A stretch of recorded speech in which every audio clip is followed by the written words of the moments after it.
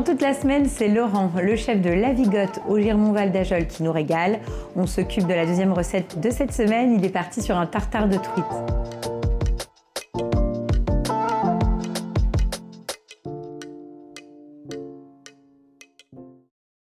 Donc là, Laurent, tu nous as coupé de la ciboulette. Alors oui, je viens de ciseler bien fin de la ciboulette. De la nette. De la nette. Donc là, c'est pour assaisonner notre tartare de truite. Oui, hein, tout à fait. Tout à fait. Donc, je prépare déjà mon petit mélange d'herbes. Oui, une échalote. Une échalote. Donc, sachant que tu es parti sur un tartare de truite, donc on reste finalement dans un produit du coin. Oui, tout à fait. Donc, ce sont des truites de la pisciculture du Brechin. D'accord, donc qui est juste à côté. Qui est juste à côté. C'est un produit que l'on met en avant aussi parce que on a des étangs en contrebas de la Vigotte. Oui. Il y a de ça une quarantaine d'années.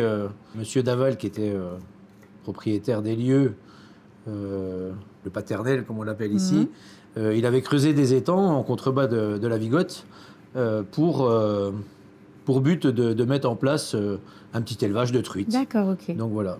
Donc là, tu vas couper ta pomme de terre. Tu es parti sur quelle variété? Alors, on est sur de la grosse Charlotte. D'accord. J'ai plusieurs fournisseurs de pommes de terre parce qu'à la Vigotte, c'est un produit qu'on le retrouve régulièrement dans nos assiettes. Alors, je travaille avec Monsieur Guyon à Domartin-les-Mermont. J'ai un fournisseur sur Fougerolles. Enfin voilà, je suis obligé d'en avoir plusieurs. Mais ils sont dans le coin, quoi qu'il arrive. Tout à fait. On passe presque 5 tonnes de pommes de terre par an. Donc, Ah oui, ça reste la pomme de terre.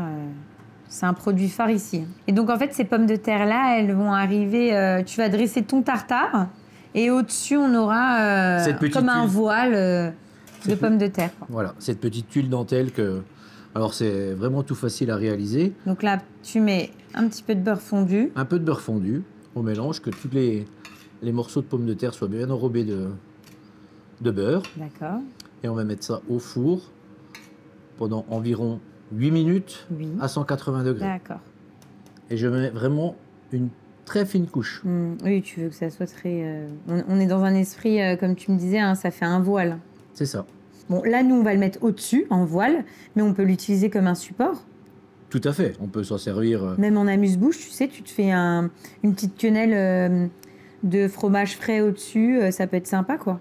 Et en plus, cette tuile dentelle va être croustillante. Donc, ce qui est intéressant sur la recette-là, c'est qu'on ramène du croustillant sur notre tartare. Donc, c'est parti au four, donc 8 minutes. Hein, 8 minutes à 180 degrés. À 180. Voilà.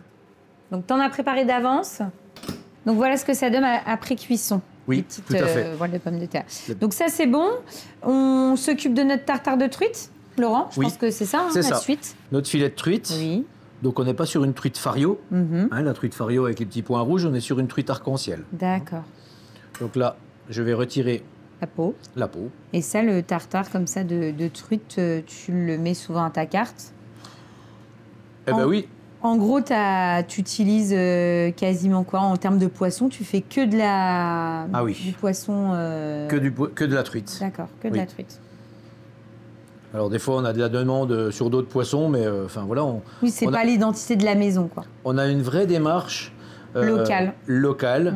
On a 85% de nos produits qui sont à 20 km à la ronde. Donc, mais c'est top. Et l'hôtel-restaurant est inscrit dans une vraie démarche de transition écologique aussi. L'établissement a été labellisé Clé Verte depuis 2020. Donc voilà, ça fait partie des critères. Donc là, du coup, j'ai enlevé la peau et je suis en train de tailler mes petits cubes de truite. Alors sur le tartare de truite, il ne faut pas que ça soit coupé trop fin. Il faut qu'on retrouve un tout petit peu de mâche quand même. C'est excellent. En plus, c'est vrai que ça, c'est des recettes. Tout de suite, tu as un coup de fraîcheur. C'est ça. Et ce qui est très important là, pour réaliser un bon tartare, qui soit très bon, on va le travailler sur de la glace. Hop, donc tu mets ton cul de poule et donc tu mets... Et toi, dès que tu travailles un tartare comme ça de... Toujours sur la glace. Ah ouais. Donc là, tu vas commencer à mélanger. Donc là, je mélange. Je vais rajouter mon jus de citron. Oui. Citron vert. Tu veux que je mélange? Mais oui. Je voulais bien te faire travailler un petit peu quand même. Et le fait de le travailler sur la glace, on sent bien que tout est en train de bien s'enrober. je vais rajouter un petit trait d'huile d'olive. Oui. Et tu as vu, je n'ai pas mis le sel encore. Non. Je le mets que à la fin. D'accord, au dernier moment. Oui. Et donc là, on rajoute le sel. Donc sel, tu l'ajoutes juste avant le dressage, parce que là, on va dresser, en fait. C'est ça. Hein? Je vais mettre un petit tour de moulin à poivre. Enfin, un petit tour. 3 petits tours. 3 petits tours. Et là, c'est bon. Jusqu'au dernier moment, finalement, tu le laisses bien sur la glace. Je le laisse bien sur la glace pour qu'il soit servi bien frais. Nous, dans les restaurants, on a même nos assiettes qui sont mises au frigo. Oui, oui, comme ça, au moins... Au moins, t'es certain que ça soit tartare. vraiment bien frais. Et là, du coup, j'ai une petite huile verte, donc c'est juste un petit coulis de persil que j'ai préparé et où j'ai rajouté un peu d'huile. Et ensuite, donc, on ajoute sur le dessus nos fameuses... Notre petite tuile dentelle. Tuile dentelle de pommes de terre. De pommes de terre. Bon, eh ben on va goûter. On y va, on goûte. Allez. Donc tu vois le côté croustillant de la pomme de terre.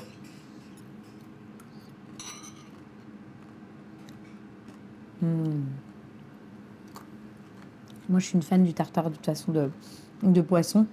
Mais c'est très bien parce que, en plus, tu sais, tu as un assaisonnement qui est justement dosé. Oui, des fois, ça a tendance, des fois, dans les tartares, on met un peu tout, et n'importe quoi, puis on va un peu dans tous les sens. Et là, je trouve qu'on va à l'essentiel, et puis avec ta petite huile là, de persil, ça matche super bien, c'est très très bon.